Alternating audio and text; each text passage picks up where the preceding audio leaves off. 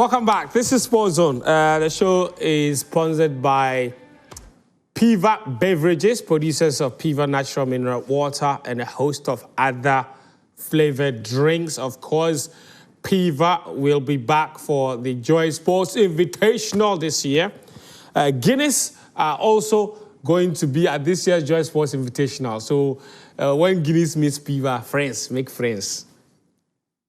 Cheers. But the guys are here. Sitchofe, Philip, Achrim, Danny K. Listen, one of the craziest things that happened on the show. How you doing, my friend? First of all. Fantastic. Fantastic. You? Doing great. Doing great. Yeah. After what the two of you plus that short guy did to me on Friday, why wouldn't you be good? What do you do on Friday? So you me and my call on the show on Friday. You don't be serious. You're pushing a false narrative. We have to do our audience the service like of concocted in your group, your WhatsApp group. Forcing it down the throats of people. I should have invited Benaya to the show to come and deal with you. But now I was sending you messages. You came to tell me he was sending you messages. Text me after the show. You wouldn't be serious. I text you. No, he come in, they tell me, say, oh, like you for check your WhatsApp. He say you. After what I did here on Monday, there could not be a repeat. Not today, not tomorrow. Charlie, good to see you guys, man. Yeah. Listen, last week's show was so good. Like, it was so good. Like, I think this is probably, like, one of our biggest episodes ever. And the tactical work you guys did on the Chelsea PSG game is so popular on YouTube, it's not even funny, man. All right. This is one of the, you know, when you, listen, I've never said this before, but I'm going to say it today. When you know the people, when the people you work with, when you have chemistry, right? Like, it's just there. What if I told you guys that we never actually coordinate on what to wear? Like, when I woke up this morning, nobody told me to wear what I wore. Sure. Nobody told you to wear a vest and a tie. No one told you to wear a vest and a tie. Somehow, it just happens. Aura. Telepathy, aura. Unazi. See that Spider-Man thing where you go.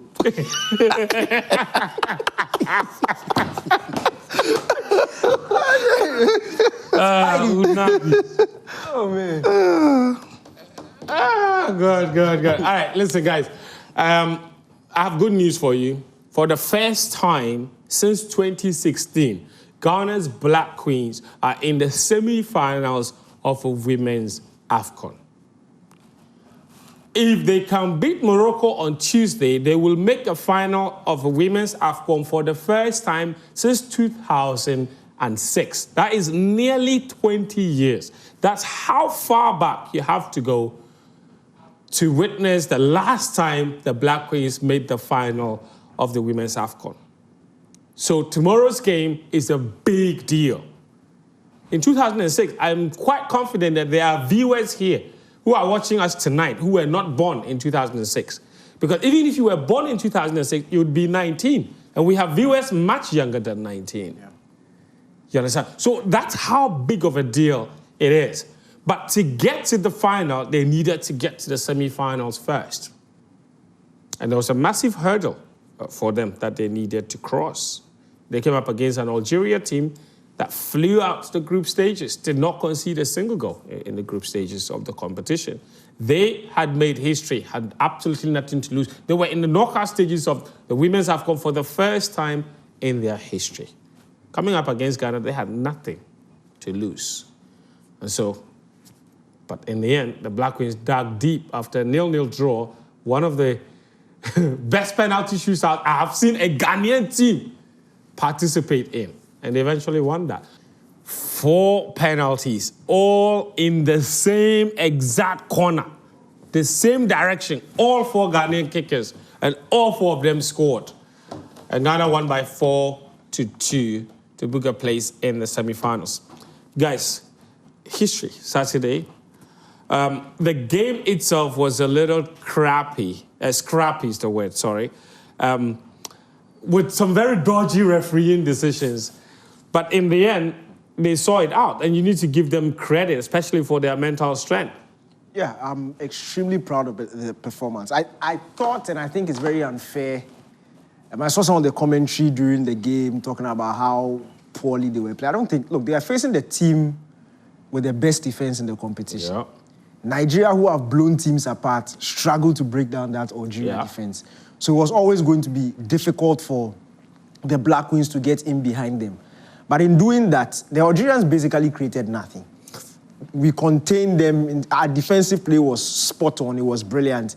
It was the struggle to create opportunities. And when we did, from the coaching point of view, they were clear-cut, good enough opportunities to take to get a goal. Evelyn Bedu's point-blank effort in front of the goalkeeper where she completely miskicked it.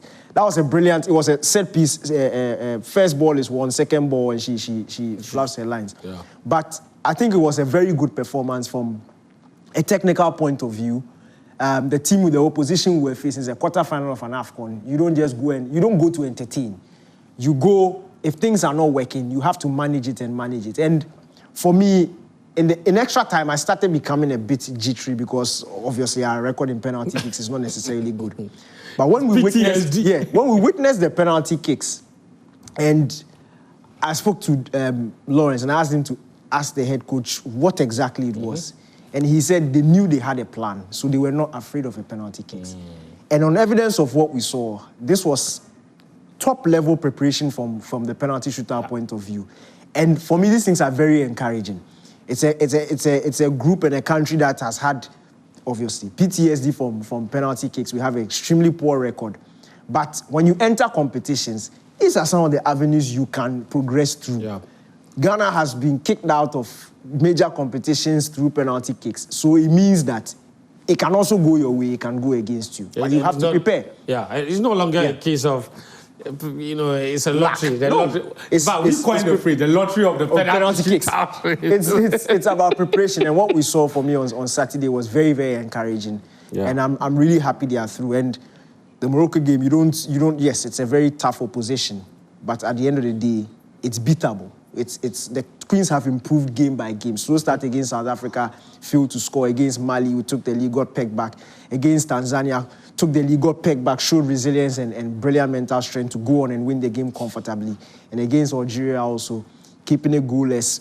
Fantastic game plan during extra time, take it to penalties and win brilliantly. I think this team has done really well. Most of us didn't expect it from the start. And the one we thought would take us to this competition we were so confident about is gone out, lost 5-0. Yeah. But we are in the semi-final. It's credit to the team, credit to the head coach, the technical team, everybody around the Queens. I think they should hold their heads up high. Really proud of the work they've done. You've done some other work that you want to show us about Ghana and penalty shooter and our preparation, our records and everything. But let me take Sicho's thoughts first before you show us that. Sicho, I mean, you watched that game, but you were very actively commenting on it on social media throughout the process. Now they're in the last four with a big game against Morocco in the offing. Morocco were in the final last time out. What kind of encouraging signs do you think that they would have picked up from that last victory going into this game against? I think that the team is developing as the tournament progresses. It's one of the best things any manager would want when your team is speaking into the tournament. I think we spoke about that. We spoke about that last week. More difficult games. More difficult game. And we've seen teams as well who have a very good start to the tournament and all of a sudden they don't find performances. Yeah. But we had a slow start, a defeat, a draw, a win, and then you have a difficult win against Algeria. It was a very difficult game. It really stretched the team and tested the team. But one thing that can do for the team is that it can give them a lot more confidence going into the game where, again, they know they're underdogs. So they go into the game against Morocco without any pressure whatsoever. It's Morocco who, you are home, you're in front of your fans, you're expected to win. And then these girls have got weapons of their own because they've shown that they can defend really, really well. Yeah. I think apart from the game against South Africa where they looked, they were too aggressive in the game. And we saw those changes in that second half. The second half, they were a lot better in the game against South Africa. And then the game against Mali as well, we saw how good they could be. They didn't take some of those chances, especially in the second half. Then the game went flat. By the game against Tanzania, they showed us that they can defend as well as, create opportunities. In the game against Algeria, they showed that they could defend. Yeah. So they've got strength in this side. My only concern was if the team had been stretched, because so I was having this discussion with Danny before the show, that you've got a game where you have the opportunity of making 5 substitutions. But the coach has consistently made no more than 3 substitutions. The first game was 2, second game was 3, third game was 2. Then a game against Algeria, he made 3 substitutions. And that was a game the team played 120 minutes. You wonder what that means to, some of the fitness levels of this And you players. can tell he's concerned because he commented on that. Yeah. He said he wished they had more time. Absolutely. And then they also traveled several hours from Weda to Rabat. To Rabat. And they only had today to train. That was it. So my concern is if that has any troubles with the squad in terms of how many minutes they've had in those legs. While all of that's happening, Morocco, of course, they stay inputs. I mean, they're in Rabat, and I don't know if it's a matter of the coach not trusting the whole squad. And it can happen in a tournament where you've got about 15, 16 players that your coach completely trusts. And the others are in the squad, but they don't really meet the standard the coach And wants. there's some big names on the bench. We were just talking about one that addressed more presses than minutes played. Sharif. Yes. So you wonder if the coach doesn't trust a lot of those players in the side. But hopefully, the recovery, and normally when you don't have a lot of time before the next game, your recovery routines must change so that the players can recover early and be ready in time for the game. In tournaments, it's not about the drills at the training. It's all about the tactical work, normally on the board and what have you. What you need your players to be is to be fit and match ready for the games. And hopefully, the technical team, the physios, have put in recovery measure that gets the girls ready for the game against Morocco. They've shown they have grit. They've shown they have big belief about themselves. And as the tournament has progressed, we've seen them play a lot more cohesive. They play more like sisters now. They're fighting for each other on that pitch. So maybe then that could be the trick against Morocco, which again must be said will be a tricky game. But they've come out of tricky games. Why can't they do this? It's interesting that we're coming up against Morocco and all of a sudden, well, I don't want to say all of a sudden, that's simplifying it. But it's quite surprising that the Black Queens of Ghana have a game against Morocco, and Morocco are favourites. Because only a few years ago, and not just a few years, even after our disastrous 2018 WAFCON, we played Morocco multiple times. In fact, the last time we hosted Morocco here was a double-header friendly match during COVID. 2 games. 2 games, we beat them. We beat them 3-1 and 2-0.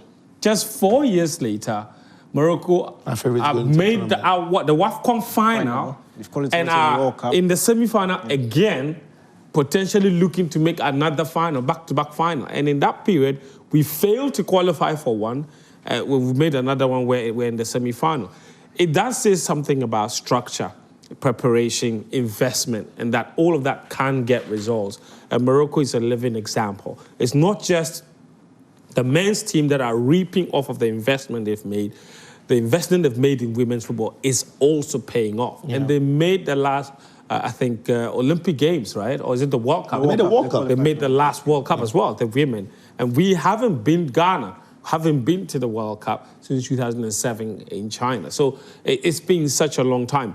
But Daniel says something good is happening. That in the past, we've won penalty shootouts, but it didn't seem like there is a system to it. In the past, we've lost penalty shootouts and we've dismissed it as just being unlucky. Game of chance. DK, you are saying that what you saw on Saturday is giving signs that there is something systematic about the way they went about it. It's not every day you see the sort of flawlessly executed penalty kicks we saw on Saturday. It's not every day we see something like that.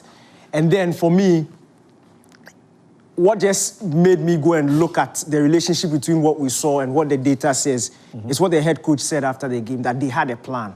Now, Ghana has an extremely poor record in penalty kicks. It's well documented. In fact, we've stayed, since the AFCON 92, when we lost on penalties to Cote d'Ivoire, Ghanaian national teams as a whole, so that is the Black Stars, the under-23s, the under-20s, under-17s, and then the women's, at all levels, have been involved in 39 penalty shootouts. Since 92? Since 92. Wow. Yeah, cumulatively. 39 penalty shootouts at major competitions. We've won just 18, and we've lost 21. So it's a win percentage of 46%. So we are that poor. We are winning less than half of the penalty kicks that we are taking. Now, when you listen to the rhetoric after the losses, it's always we're not lucky, we're unfortunate, somebody should have done something better. It's penalties. Anything can happen. And you don't see... Somebody has to miss. Somebody has to miss. It was a lottery. But it's a bit unfortunate because the world is moving forward. And we know the data and the data analysis that is going into penalty kicks, both from the offensive, the kickers, and the goalkeeping side. Now, let me just give you 2 prime examples to show how negligent we've been in terms of our data analysis before penalty kicks and in terms of preparations. And how it has cost us. And how it has cost us. Now, statistically, the third penalty kick in the shootout, so the first kicker, second kicker, the third is the most difficult. It has the highest miss percentage. Wow. Now, in 2010, when we lost against Uruguay, John Mensah, who took our third kick, had never taken a professional penalty in his life. Wow. As a professional, he had never taken a penalty kick, and he went on to miss. So that is basically one of the most inexperienced players in the 11 who were on the pitch was asked to take the most difficult kick, and he ended up missing. Same thing was repeated in 2015. Afri Akwa, who had never taken a professional kick in his life, was asked to take the third kick, and he ended up missing. And that was the start of us blowing the 2-goal lead. So it's just some of the poor decisions we make and the disregard for data when it comes to taking penalty kicks. So what you're saying is, before you go on, that if we took the numbers and the research seriously, we would have put our best kickers on the third penalty. On the third kick. Because statistically, one of our best kickers, that is a penalty that is missed more often, more difficult. Yeah. Across board. Across board. So this is that's a very interesting data across board. It's male, female football. Now let's look at the trends of the Black Queens, the 4 kicks that we saw. Now all 4 kicks went in the same direction. Yes. Everybody kicked from the player's point of view to their left. Yes. Goalkeeper's point of view to the keeper's right. All kicks went in the same direction. 2 of the kicks went in the top corner, so that's the left top corner. 1 went to the bottom left corner. 1 went mid-range. That was Clocker's kick. Now, what does the data say? Now, this is World Cup shootouts since the 1982 World Cup and the placement of those kicks.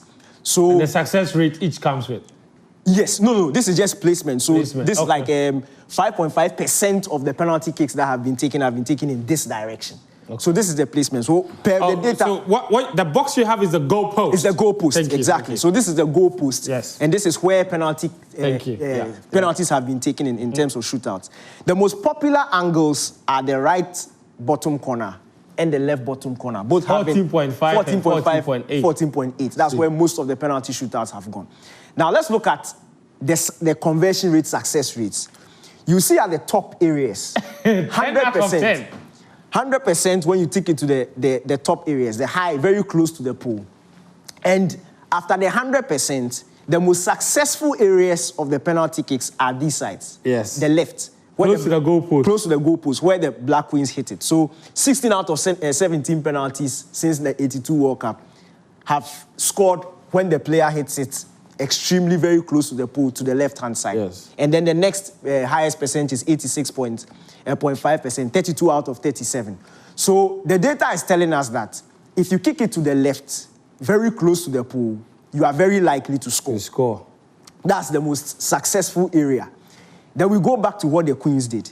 The Queens hit it 2 to the top corner, 1 mid-range, 1 bottom. So they knew exactly where they should be exactly where they should be kicked, very close to the pole, made up their minds, hit it in that one direction. That trend we saw is not by luck. The accuracy of the kicks, because you see, when you target it very close, the reason why you see very low numbers here, just 5, 4, 8, 10, is because the higher you go, or the closer you go to the pole, the higher you are, like the more likely you are to miss. It's very risky, and especially after 120 minutes when you are tired, for you to be able to pick a spot, it's very difficult to hit the target. But the accuracy we saw with the Queens is clear practice. They had done it over and over and over and over again. That's why Kim Bjorkegren says they had a plan. So it wasn't about, let's hope that you can hit the target. It was practice. And they got the extremes. Places, in fact, the side with the highest conversion rate, and they ended up putting the ball in the back of the net. Then you look at the penalties that have been missed. Some are hitting the bar, and some are very close to the keeper. So these will I try see and Jan's hit it. penalty somewhere at the top there. No, Jan's penalty was a shootout penalty. But this is John Mensah's own. Okay. This Where's John Mensah's penalty? He did the dots there. He did the inside. Where this one be at the eye? At the eye one day. John Mensah one day. But you can see the trend. You go closer to the post, it's very difficult. So people are blasting it over the bar, people are hitting the post. And it's understandable because at that point you are very tired. Your accuracy would have dropped by then. But you go back to the Queens and you can tell that there was clear practice. Now, let's go to the goalkeeping side.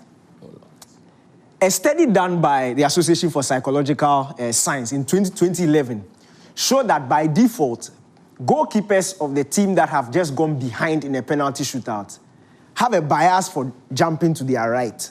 So they studied a lot of goalkeepers since '82 in international football. And they realized that when your team goes behind, they have a bias to jump into their right. The Algerian goalkeeper moved to her right for all the 4 kicks. Now, if you've done your studies, you would know that maybe after Bedu hit the ball to the after Bonsu, when she hit the ball to her left-hand side, we were ahead. In fact, the Algerians kicked the first penalty kick where Conlan saved. So Ghana had the advantage. You've done your studies, you know that goalkeeper is probably going to move there, but she still hit it there. That shows you there was clear instruction. Do not waver no matter what happens. Kick it there because you've practiced. The goalkeeper moved to the right, her right, all 4 kicks. Yet, the Queens were able to place it in those quadrants that were unsavable. And we got the victory at the end of the day. Then you look at Conlan also, and the instructions she received. She moved to the right direction in 75% of the kicks. So 3 out of 4 kicks, she was moving to the right direction. It's only 1 penalty kick that beat her. And that 1 penalty kick, she stood still. That's the only penalty kick she didn't dive. So 3 out of 4, she dived to the right direction. And 2 out of those 3, she ended up saving it. The only one she didn't save went to this quadrant. Here. That's the only one she didn't save. But she went to the right direction. It is clear that they had properly sat down, looked at the data, studied it, practiced it, and we reap the benefits at the end of the day. So the conclusion is, this man had a plan. This man is smart, he's a genius. He could tell that, yes, Ghana has an issue, but he has shown us that with proper data analysis and preparation, it is possible for you to get the victory at the end of the day. So kudos to Kim. Thank you. Does it also help that obviously most footballers are right-footed, right? Does it also help that in picking the left corner, it's easier when you're working the ball that way with your right? That's definitely why there's much bigger volume there. For sure. Bigger volume there. I think you can't discount that. Because I'm a lefty, so when you're opening up yourself and then you're curling the ball into this corner, you could get it right, but if you're not careful, you're curling it back into the goalkeeper moves it. But if you're hitting it this way, you're likely to meet the corner. In fact, a good point to back what you're saying would be that all 4 of Ghana's kickers are right-footed. So probably if there was a left footer, you doubt whether you wonder if you're going there or they'll go that way. And maybe also most keepers. You said most keepers were diving to that direction. They also dive in that direction. Most of them maybe to their strongest side to throw themselves to that. Right-handed. So when their team have just gone down, they're like, I'm going to fly my farthest and see. But I remember one footballer did say that when your team has just missed when a team has just missed the pen, the next taker, when it goes down the middle, is more likely to score. Because no keeper will really stand there when his team has missed. Psychologically, they just want to get the team back into the game. So they're going to make a dive. They'll commit. So they'll go down the middle, and most of the time they find the back of the net. This is an interesting one, and we've done. In fact, but that's brilliant. It was brilliant, and he's done a whole documentary on this. People can find it and watch on the science behind the penalty shootout and why Ghana has struggled in the past. One of the things that Daniel mentioned that he didn't have enough time to really explain has to do with our poor preparation towards penalty shootout. And there's a good example to back what he said. And it goes back to the 2010 World Cup. And I think he knows where I'm going with this one. Obreu's penalty against Richard Kenson, that last penalty kick where he chipped him at the FIFA World Cup for Uruguay to win the game and take Uruguay to the semi-final. Anyone that watched that shootout, you would remember that left-footed old man that came and cheekishly cheeked Richard Kenson. Kenson was on the floor and he just lifted the ball straight down the middle. Did you know that in the lead-up to that particular penalty shootout, Obreo had gone in his previous, 20 penalties. 20, he had gone straight down the middle and chipped the goalkeeper in 18. Mm-hmm. I think I got that knowledge from when I watched you. That's what I'm saying. Yeah. In 20 previous penalties, 18 of them the same exact way. And guess what? Apparently, if you listen to Spanish commentary, that when Obreu picked up the ball, the commentators, in fact, even the English commentators, they started to say that he is going to go down the middle. The only people who did not know that Obreu would go down the middle was the people who should know. Because when I did commentary, I would look out for those things as well. Yeah. Penalties, how is it going to take, how does it take it? Where did it go the last time? Where did it go the last time before that? Normally goes down the middle. He helps your notes. Yeah. But the technical handlers didn't prepare. That everybody, every commentator, everyone that knew Obreu kept saying that Obreu is going to go down the middle. He's going to chip the goalkeeper. But we didn't have, and that's why now a lot of the goalkeepers would have a sheet of paper. Or their water bottle. It's like they're drinking and they're reading up. It's important information. You know, so massive congratulations to Kemlas Borkigren and his girls. They've done a good job. But then the big game is tomorrow night, 7 p.m. They did a press conference earlier today to talk ahead of the game. Lawrence Baidu is covering the competition there in Morocco. He was at that press conference. Kelsey Adansi Travels, of course, our travel partners. And he came through with this report. This is what he put together. And so the action gets closer for the Black Queens as they prepare for yet another final at the Women's Africa Cup of Nations. This time they have Morocco on their route. They have Morocco as a stumbling block. Can they go past Morocco? That is the issue. If you look at the numbers between these two sides, they have met 4 times with each team boasting 2 wins.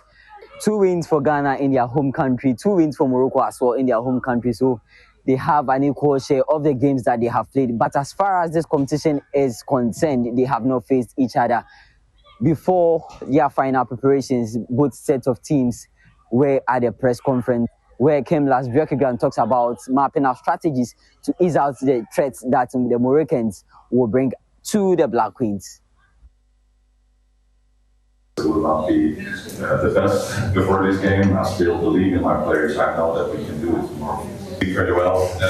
It was actually my first game as a coach for Ghana against Morocco. It was a tight game. We had our chances to win the game. In the end, we lost in the last minute, if I remember right. We won 0, but we also saw that we had the chance to win that kind of games as well. I will not talk about specific players in the opponent's team, but of course we know that they have quality in the defense line, in the midfield, and in the attack, and also a decent goalkeeper. But I also know that like all of the teams, they have some weaknesses as well. So we just need to push hard there, and like I said, hopefully have a good game tomorrow. Sherifatu Sumaila, who is yet to get any taste of minutes in this competition, believes that there's trust in this head coach and are all relying on his tactics. We trust our coach, and all we need to do is follow the game plan and give everything we got. Some of the players, this is their first tournament, and they have a lot of energy, and it really helps the team. And we try to motivate them and then try to help them with the experience we have, and it's really good for the team. In the last training session, only 2 players were not involved in team training. That is Alice Kusi and Jacqueline Owusu. Jacqueline was not involved in training at all. But for Alice, she did a bit of running on the pitch, having missed the win over Algeria. The Black Queens are hoping to return to the final for the very first time since 2006 when they lost to Nigeria. A place in the final will also be their 4th in this competition. For Morocco, they are aiming for back-to-back finals, having been there last year where they lost out to South Africa. There's no time to waste. There's a lot to play for and a lot of prize to fight for as to who goes into the final 90 minutes at the Olympic Stadium in Rabat. All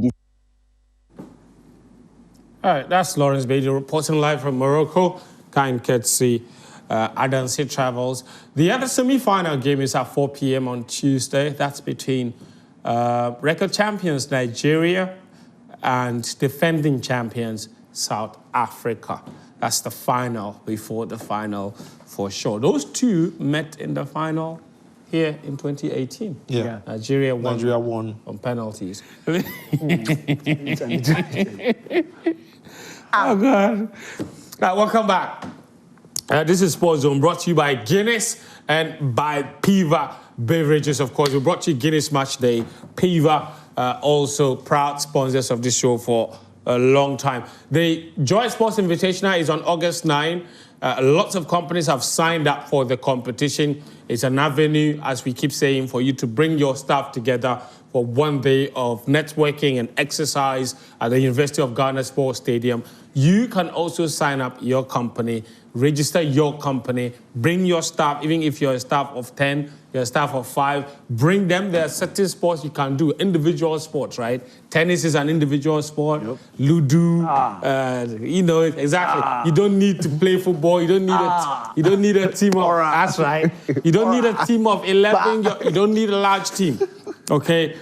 So do that, all right? Sign up and then come and enjoy. It'll be very interesting to see. Look, to sign up, just go to myjoyonline.com, click on the sports page. You'll see a big story that says how to sign up for the Joy Sports Invitational. Follow the process, and then you will sign up easily. I've got lots of your messages here, but let me go to Karim first to take us to what has been happening with Ghanaian players and transfers. Adamu Ben Abdul Karim, good evening. Welcome to the show. Thank you. Good evening. Thank you for the warm welcome. Thank you very much. Like he has got some, energy about him today. I don't even know. Where's that coming from? Charlie, the energy there is infectious. Harry, what's been going on with your players? What have you tracked this week? A lot. We are catching up with everything, no matter how much they are. So, Daniel Free, this is the second time he's featuring here. The first time I came, I said that his contract was terminated by FC Zurich. But now, he has found a club also in Switzerland. That is FC Aarau. Mm-hmm. This one was in the top tier, but this one is the second tier. It's good for him. After 50 games with FC Zurich from House of Folk, he scored 2 goals in 50 games and provided 4 assists. Hopefully, his familiarity with the Swiss environment will help him grow at FC Aarau, which he has started well in his first preseason game for them. He scored. Then he has signed a 2-year deal with them with an option to extend. Hopefully, he can help them gain promotion to the Swiss top tier. Then Frank Ajay Jr. Some time ago, he used to play for around 2021. Gold Stars, who have now won the Ghana Premier League. I'm not sure he played in the Ghana Premier League, but he was on their books. That's his parent club. Yes. He moved to Värnamo, then that is in Sweden. Then this, after 60 games for them, he moved to Hammarby. That is like from middle of the table club to a club that is competing for the top one of the top place. clubs. Yes. I think David Akam used to play for them, yeah? And that is for like nearly... He was almost scoring every weekend for them. He was crazy. Yeah, it's a good place to build for Ghanaian players like we've seen for Bonsuba. Just half a season, then he's going to Genk. Then he went there for 900,000 euros, so nearly €1 million for him. And he has signed a 4-year deal with an option to extend for 1 year. Then Samuel Owusu is a journeyman from OFK Beograd, who he played 23 games last season for, scored 3 goals and provided 2 assists. He has now moved to Israel. They said they are... Why is he unveiled with the controller, the PS5 controller? I don't know. That was during the unveiling. I didn't see that. Oh no, that's the picture on social media. Like it's gone. I saw like he's he's a trickster. Like he's a god to trick you. When he plays, it's like I use Rafali.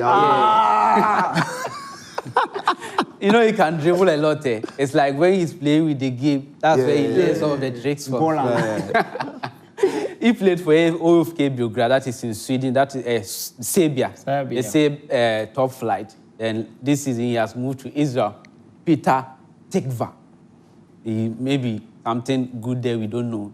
When he's there, we'll see it. They're still playing in their league? I don't know how many years. Israel? Yeah, Yes. Yeah. Ramito is playing. That's a very Jewish name. Yeah. Karim, let's go on. Yeah. So for him, I don't know how many years he has signed for it. It's non-disclosed, and it's sort the fee to it's not known. Then Emmanuel Yeboah, the man with 99 ideas, yes. he used to play for the Black Meteors. Then he moved from Brøndby, that is in Denmark. Last season he played for two teams there, Brøndby, his parent club, and then Velge, Then it didn't really work out how he would have liked. Then he moved to Halmstad, that is in Sweden, a top flight club there, with an option to buy loan for a season. He's only 22. Hopefully, something good comes out of there. He looked like a very natural goal scorer when he played in the youth team. In one of those competitions, I remember. Samajan spoke highly of him and his abilities. It was the U23 team with all the problems. Yeah. That was the one. Yeah. That's true. The next one is the big one. What I'm yet to do to the Mohamed Kudus. He moved to West Ham for a Ghanaian record fee of £55 million. If you are looking at it in Euro terms, 63.8 million euros, then that is a Ghanaian record. That is the most expensive Ghanaian player we've ever seen. That would take me to something I promised 2 weeks ago. So I'm doing that today. The Ghanaian players with the highest combined transfer fee across history. Then Mohamed Kudus, he is coming top after that move to West Ham for 63.8 million euros. That is how many transfers for Kudus? 3. 3 transfers. Yes. From Nordsjælland to Ajax, Ajax to West Ham, and West Ham. Let me just give a breakdown of that. From Nordsjælland to West Ham, Ajax paid 9 million euros for him. Then that was in 2020. In 2023, he moved to West Ham for 43 million euros. Then this summer, he moved to Tottenham for 63.8 million euros. Looks like he's a man with a lot of gifts. Maybe in the near future, I will be seeing that he's going somewhere big again. Then in second place is his friend, Kamaldeen Sulemana. He also moved this summer, right, to Atalanta from... So hold on a second. It just occurred to me. So you mean to tell me right to dream football that it took Kudus Mohamed 3 transfers? Yes. To accumulate 150 million. Yes. And it took Anthony just 1 transfer. So you decide which one is worth it. 100 million. You just have to do that. Oh, God. All right, let's go. Kamaldeen Sulemana, he joined Atalanta this summer for 70 million euros. Then, that is 2 years ago, he moved to Southampton for 25 million euros. That is the highest in his career. Then, in 2021, he moved from Nordsjælland to Stade Rennais for also 70 million euros. Also 3 transfers. See the difference? Then Enes Nuama, right to Dream Boys, dominating the top 3 places. Enes Nuama, he was involved in some competition. Imagine how much money Right to Dream have made in development fees alone from these transfers. Every single one of these transfers up until they get oh my gosh. It's a lot of money. No, yeah, I'm just looking at. I mean, these are Ghanaian talents. It's not like they were born somewhere and then they were dumped into Ghana. They were discovered, scouted in Ghana, groomed, and then they are now assets, right? That is going to keep generating money for the academy. So imagine think about it this way: they were all developed here until 18. Until 18. So imagine they all went to Europe after 18. Yeah. Imagine if all these talents across the country, most of them have solid foundations like Right to Dream Academy. Do you know how much? Systems. Do you know how much money the football ecosystem would be generating in this country? And if, so it just crossed my mind. I'm like, wow. Then Nuama, just talking about his complicated transfer in, I think, 2022 or is it 2023, he moved to Lyon. He moved to Molenbeek, actually. He moved to Molenbeek for 25 million euros. But they loaned him the same season to Lyon. And Lyon made it permanent. And at the end of the season, Lyon bought him from Molenbeek for 28 23.5 million euros, 2 transfers, he has accumulated. Is it 2 or 3? What's a 2 transfers, he has accumulated. Yeah, it's not really a transfer. It's not going to be a cash transfer, really. Yeah. So he accumulated 53.5 million euros, placing him third on the list. Then the legendary Michael Essien. He's a big man. Wow. Yes, he's still a big man. Where did, apart from the Chelsea move, where did the rest of Michael Essien's transfer money come from? So Bastia, I think they paid around 11 point something for him around 2003. So Bastia paid for him? Yes, 11.8 or something for Essien in 2003. Then 2005, he moved to Chelsea for 38 million euros. At that time, that was an. So you mean to say that Lyon paid around 11 million for him from Bastia? Good. Yes. Then in 2005, he moved to Chelsea from Lyon for 38 million euros. Yeah. And that at that time, that was a Ghanaian and an African record for a player. Then his Ghanaian record for the most expensive player stood from 2005 until 2020. That was like 15 years. For 15 years until Thomas moved to Chelsea. And Thomas is at number Arsenal. 5. Move to Arsenal. Move to Arsenal. Maybe he's about to go to Chelsea. So I'm seeing it in the future. Then in 2020, Thomas Partey, Arsenal paid 50 million euros to sign him from Atletico Madrid, activating his release clause, so placing him 5th. That was the only transfer in his career that has come with a fee. So those are the top 5 Ghanaian players to accumulate. Karim makes sweet too. What do you mean by Karim makes sweet? Sit down. Karim makes sweet. My friend, sit down. Hey, all right. Sweet Karim. Sweet. Yeah. Sweet Karim. It's not But sweet Karim for now. Hey, Danny K, have you noticed that Karim's crash has stopped messaging us? Something has happened. No, it's not a permanent. It's no more a transfer. cash. It's a permanent transfer. Sign for. Here we go. Sign for 120 million. Here we go. Most expensive combined. Yeah, because there was a time every week this lady will send us a it's a message. done deal. Here we go. Then suddenly It's not here we go. It's here. It's gone. It's gone.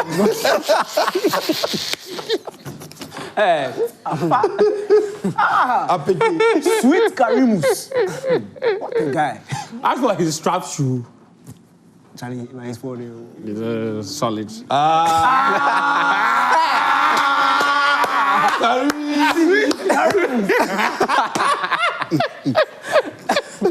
Why? First, do you hate me that much?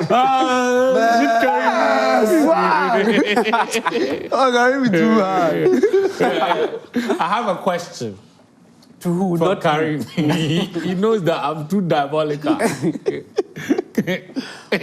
Karim, Yes. how much did you buy the tie?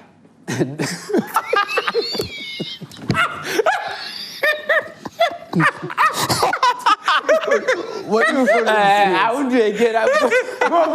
Before the guy was having trouble. Before the guy No, I won't do it again, Baba. Why? Karim, don't cross my camera. Oh, bye-bye. Are you correct? Do you know why I said it's a diabolical question? They know what is going on. Something has just gone on. Hey, don't say it. If you say it, I'll come back.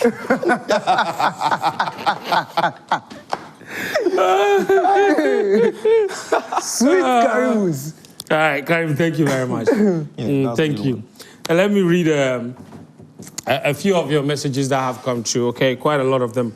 Good evening to you, Fen, and the team. This Black Queens team has got potential. Any excuse about delays in bonuses will not be tolerated. But Charlie, how the likes of Leipzig and Frankfurt are able to squeeze millions from teams for their players must be studied. Wow. And he said, dear Sicho, after this window, has Liverpool finally exhausted the infamous Filippo Coutinho money? No. Or some coins still there inside? This is No. far from Aoshi. That money is forever. It's forever. It's eternal money. This one said, good evening, friend. Congratulations to Chelsea. No quotes from Grandma today. Chantal, no? She be proper baller with aura. And my darling Liverpool is also cooking. Ralph from Ashama. Ralph, your grandma's quotes cannot finish like that. Next week, send one. This one says, good evening to you all. I'm Jacobsko from Yeji. Liverpool Football Club means business this coming season. You could see from their signings that they want to defend the league title. Liverpool is not like a club like Arsenal, who only signed players who are not good enough and expect to win trophies. They will continue to disappoint their fans every season, like Manchester United. Mr. Danny's club. Interesting. Mr. Fent, tell me the rationale behind you and Danny's outfit. Is it the same? Stay blessed. It's not the same, please. Thank you very much. We didn't even get it from the same tailor. That's the interesting thing. Good evening, Sports Zone. My name is Fuzi, a.k.a. Strongman from Dondoli. I want to greet all Arsenal fans. I love your work. I want to say thank you for your good works. This one says, good evening, Fento. I am 03, watching you live from Tema. More updates on Bellingham's injury and possible replacement. What's up? He's had a surgery? Yeah. It's gone on his for shoulder. 3 months. He'll be out for 3 months. It's long-awaited surgery. Are they looking at bringing in options to replace him? I think Madrid already want to bring in an extra midfielder. Yeah. Because Modric was leaving. Yeah, because Modric was... They're also looking at replacing Toni Kroos, you know. And so now that Bellingham is injured, maybe that intensifies the search. Yeah. But what does that mean for when Bellingham returns? Because I know what names have been shown in the mix? Well, we are not too sure. And Madrid have kept those cards very close to their chests. Yeah. You know, and so everybody's keenly keenly waiting on... We understand that they could be tempted. We had no concrete evidence anywhere. Nobody really has reported it. No solid, source has reported it. But what was flying around very few minutes on social media, Madrid could tempt Man City to resolve for Rodri and see if they could shift into the Bernabeu. All right. So thank you for that. Good evening, Sports Zone. We are enjoying your show. Arsenal has now become a dumping ground for Chelsea rejected players. Anytime we are offloading a player, Arsenal quickly embrace them. Another reminder, Chelsea 3, PSG 0. We are going to remind you of this scoreline for the next 4 years. Greetings to all Chelsea fans in China. Castro Steve from China. AFCON, this one says, AFCON is laughing at Man United squad with Mbeumo, Amad Diallo, Andre Onana, and Mazraoui, I think is who you mean. Pilolo from Ziani. Interesting. Okay, we'll see. We'll see what AFCON does to them. AFCON is in December, really. There's not a lot of football in December these days. Back in the day, there was a lot of football, but this time around, it's not as bad. It's not as bad. Ramsey in Tamale says, good evening, guys. As painful as it may sound, Chelsea is the best team in the world. PSG needed to be stopped, and it took the youngest side in the tournament to do so. Football, right? João Pedro also gives me that Solomon Kalou vibe, where he's not really your go-to starter, yet delivers anytime he's called upon. Fen, I want to ask, though, do you think the Club World Cup has, in a way, reduced... where's the rest of your message? Oh, hold on. Just hold on a second. Okay. Do you think that the Club World Cup has, in a way, reduced the value of the Champions League? Because now, even our very own Yano White Angels, a.k.a. Remontada Kings, cannot consider themselves the best team in the world, at least for the next 4 years.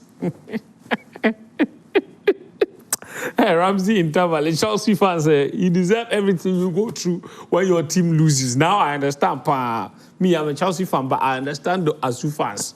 Because Chelsea fans, you people are impossible to deal with. Greetings, I'm Prince from Cameroon. That's the first time we've got someone texting from Cameroon. Big shouts to you watching us all the way in Cameroon. Firstly, when playing a football match, you don't need to rely on penalties because penalty first is a lucky game, which can fail you at any time. So the advice I can give is that the players should put more effort in the match and win it in regulation time. Prince, merci beaucoup. Thank you for your message.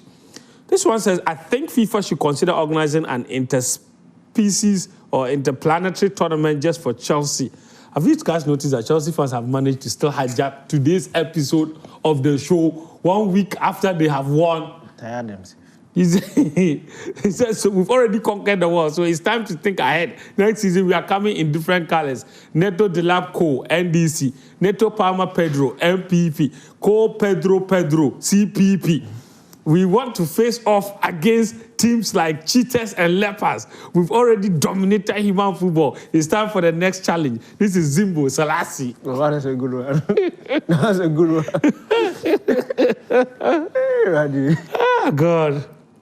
Atadika Kasapreko says, Atadika, sorry. Oh, that's where he's texting from. His name is Randolph Owuba Nuto at Ashaman at Adeka Kasapreku Road. Adeka, Odeka say. Atano Odeka say. Thank you. We wish the Black Queens all the best for tomorrow's match, and with hope and determination, we will qualify to the final.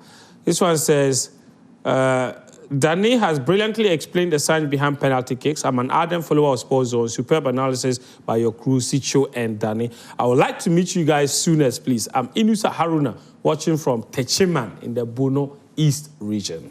So a big shout to you for always tuning into the show. The guys are good.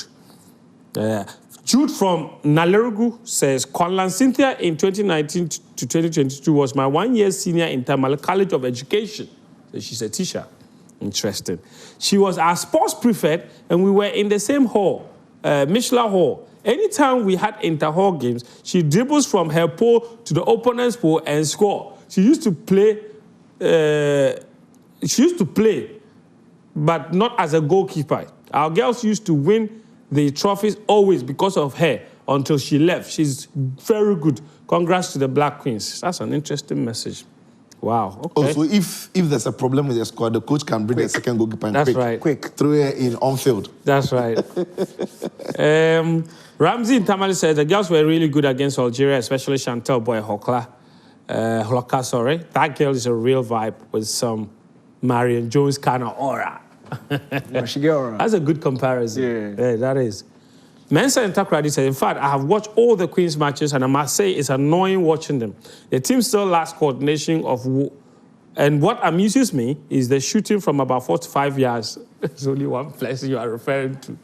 Grace has a power in her shot, so the tendency to try shots. No, I think, to be honest, I think the message is unfair to the girls because I think it's coming from somebody who has not watched the team up onto the competition. Because what the girls have gone on and done is impossible. They should never have any right to reach the semis of this competition. They were nowhere near that. In fact, they are nowhere near that. What they've gone on and done is to punch way above their weights. And for me, I don't think any message that really focuses on how well or how not so well they are playing in the competition is fair, considering they didn't deserve to be where they are, but they've punched way above their weights. So Mensa, Mensa cool down for them. Sisho says she cool down for them small.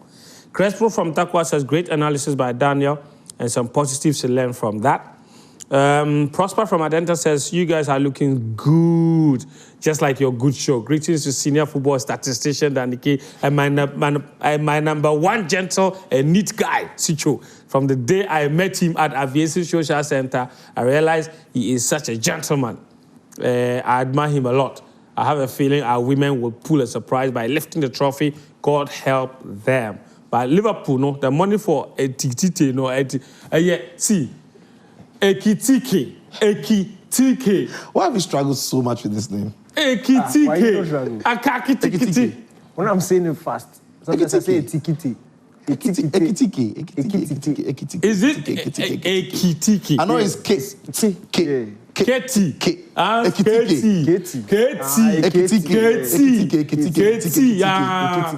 Next time you want to do Keti. Ekitike. He cracked that since we do.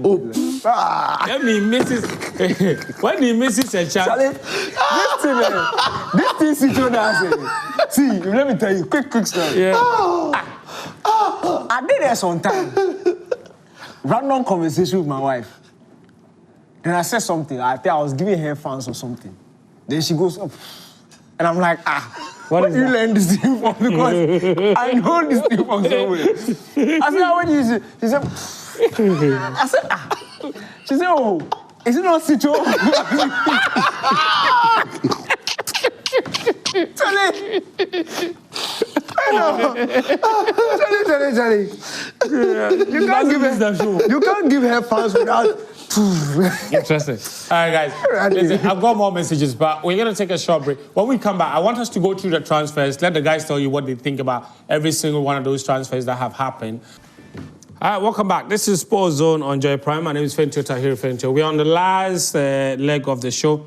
And we'll go through some transfers very quickly. Bernard has prepared a few. Today, we've had, just moments ago, of course, a certain Brian Mbeumo unveiled as a Man United player. Guys, that deal has finally happened. I think we've spoken extensively about what he brings to United, no? But now it's finally happened. One of the longest transfer sagas is finally over.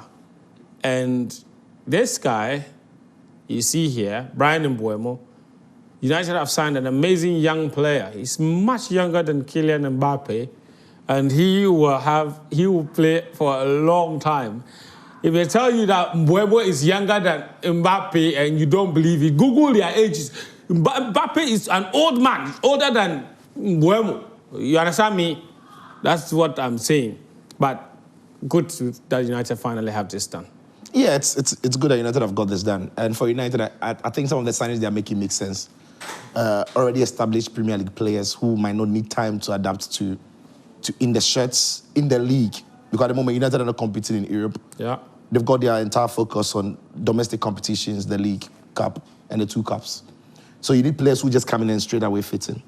And to help do your rebuilding and take you back to being competitive, I think these are some of the important players who want to get through the door. So Mbeumo coming in and also solves a problem United had last season. United just couldn't find the back of the net. But that is the player who scored 20 times in the Premier League with Brentford last season. You already got Cunha, who got 17 goals. You've got Bruno, who can chip in a couple. And then Amad Diallo, on his day, can score. And a couple of players in and around the team. And hopefully, if Højlund improves or Zexi improves and maybe they bring in another striker, then they are solving those goal-scoring problems. I think up front, United have done good business. Whether the rest of the package behind the midfield to defense is good enough to take them into the season is what we'll find out. But I think they still need to bring in another midfielder who will complement one of the already established DMs in Ugarte or Casemiro, and then we'll see how the team goes from there. DK, Mbeumo finally done. We've spoken extensively about what he brings to United, so I don't really want us to dwell too much there. But it's good to see United finally get a deal done. What do you think should be the next priority area where they sign a player ASAP? For me, central midfield, it's priority. I think that's United are that one central midfielder. So that could be Menu, Eriksen. Eriksen is gone. It's free. Eriksen is gone free. Yeah. So that definitely needs reinforcement. Yeah, it does. United need an energetic central midfielder, somebody to complement Ugarte. Ugarte, for what, 60 million he was bought. Yeah. He looks like a bang-on starter. But they need, I don't think that Bruno Ugarte thing will work in central midfield. It leaves a bit too much space in the middle for United to be attacked. In fact, there's too much trouble there. And I think if anything should happen, United need an energetic central midfielder, shift Bruno into the front three, Bruno, Mbeumo, and then Cunha. And it seems like a set team, ready enough to compete. Because it's what? Just one game a week next season. Yeah. No European football. You train all week like what Conte did with Chelsea. And it helps when you are still trying to get your philosophy across to a team. So this transfer window has to work for Man United to be able to kick it on next season. Let's talk about Arsenal. They've also signed a right winger. His name is Noni Madueke from Chelsea Football Club. He cost them something close to £50 million, around 48 million or something like that. We've discussed, again, especially on radio, right, extensively about what he brings to Arsenal. But there is a lot of backlash from the Arsenal fans about this deal. There are those that believe that the club massively overpaid, and there are those that believe that that is not a priority area. Like, you should be focusing your resources into signing other players first before you start thinking about backup players. But what do you think is the thinking behind this decision from Mikel Arteta? Well, first of all, I think that you can be working on 3 deals simultaneously. You don't have to finish one before you move on to the other.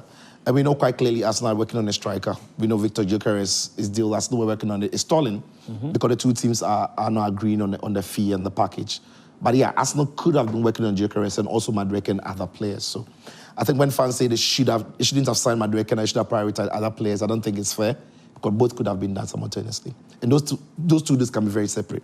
But on the Madueke deal, I understand what Arsenal are trying to do. I just don't think that the profile of player they've gone with is the right choice. I think that Arsenal know that they can't keep relying on Bukayo Saka for every single minute of the season. He's so important and special to them, they need to protect him a lot better. They need to manage his game time. They need to throw him on into games that are more important so that they can have him for the full season. Imagine if Arsenal had Bukayo Saka the entirety of last season. They could probably have challenged Liverpool a lot better. And so Mikel Arteta and Arsenal would know that. Noni Madueke, I think, is a direct backup for Bukayo Saka to manage his game time. However, I don't think that Madueke is the personality who would easily, very readily accept that he won't play a lot of minutes. I don't think that he's that personality who would be comfortable to just sit on Arsenal's bench. I wonder how Mikel Arteta manages that in the dressing room. Maybe those conversations have been had. He understands his bit part role that he's going to be playing. But for 50 million for a player who's coming into the side, you're expecting him to see a lot more of minutes. I don't also think Madueke is great when he plays on the left. I think his best showings has always been on the right, and that is where Saka plays. Yeah. And again, how do you manage the situation where Saka plays 70 minutes and he has to come off in a game that Arsenal are drawing 1-1 or just winning by a goal to nil? He has to come off and Madueke takes his place because you want to make both players happy. Is Madueke the kind of player really, in terms of personality, who would want to have fewer minutes and watch others play? Or what is the other plan that Arteta has for him? We wouldn't know until the season starts. But yeah, if Arteta can find, get all the players happy to share minutes and share roles, maybe that could work. I just don't see it. Interesting. All right, listen. So Madueke is that. Look, you've backed Arteta a lot in the past, and there's always the feeling that Arsenal were always like 1-2 good signings away from competing. Every year that feeling remains the same. They're getting a player and you think they finally solved the problem. This guy, Noni Madueke, how does he improve Arsenal, or does he at all? I think he improves Arsenal, the squad. He improves the quality of the squad. Okay. This is not necessarily the starting 11. Not necessarily the starting 11, but when you want to win championships, you need to have a very good squad. Arsenal were very limited, especially at the tail end of last season. You could almost predict who was going to start. And when somebody was off, there was a significant drop-off. To be frank, Nwaneri is not, in the purest sense, the best replacement for Bukayo Saka because he can't do what Saka does. Saka loves to he can't hug the touchline. In fact, that's what he prefers to do, hug the touchline, have the opportunity to take on defenders one-on-one, draw them his way, create opportunities. Nwaneri functions better in the half spaces. And we could see the 3 months that Saka was missing last season, Arsenal struggled, especially with creativity down that side. It was just not the same. Noni Madueke is a closer profile to Bukayo Saka because we saw what he did with Chelsea last season. Chelsea had their wingers hugging the touchline. Yes, the end product may not have been Saka level, but it is much better than what Arsenal already have. And again, yes, his time on the left wing has not necessarily been the best, but we don't know if Arteta is going to send him to the left-hand side. We don't know if he's going to apply the same instructions he was at Chelsea. We've seen what Barcelona have done with Rafinha last season, and it worked. It wasn't on the ball. He wasn't the flashy. He wasn't as flashy as we've seen him on the right-hand side, but he was very effective because of the instructions that were given to him. I'm not saying Noni Madueke is going to be Rafinha, but I'm saying to have a player like that gives you options, and it always helps for a club like Arsenal that wants to battle for the top competitions. Imagine at the tail end of the season, if you have a very important Champions League game during the midweek, you can play a Madueke on the left-hand side, you can play Martinelli, and maybe a Havertz as a false nine. Then you can rest Saka and Gyökeres for that Champions League game. Yeah. That is what a team like Arsenal... Yeah, squad depth. Chelsea have it, Man City have it. So I don't see why when Arsenal should have it too. It becomes a problem. I wanted to talk about... There are so many other rumours. Nicolas Jackson to Man United, possibly. Another 100 million in the bank for Chelsea, maybe. Why? He's not a £100 million striker. Then keep him in. But Anthony said was 100 million, so relax. Nicolas Jackson is a club World Cup winner. He should cost more. Anthony didn't win any club World Cup. They paid 100 million for him. That's right. Yeah. Striker. Challenge striker. Charlie, you see what they do there, shoe? Striker, but I you sport there. Chelsea host, Chelsea producer. Striker to Man United. When you're striker, So keep him if he's good. But guys, I want you to comment on this one.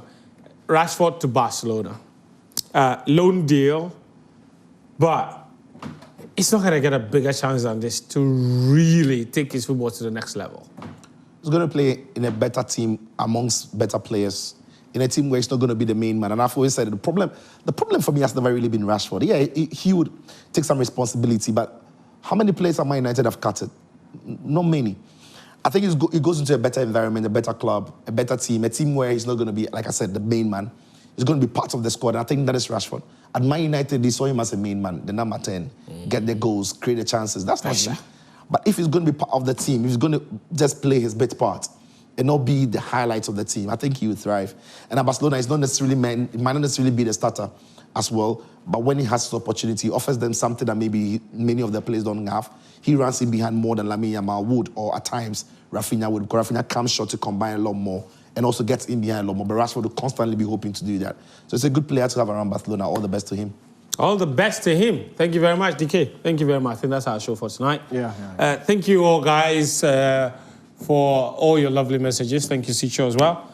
Thank you to every single person that tuned in tonight to the show Sports Zone. My name is Fentu, Tahir Fentu. I hope you enjoyed the show, proudly brought to you by Guinness and Piva. We're back again next Monday. Until then, do take care of yourself and adios.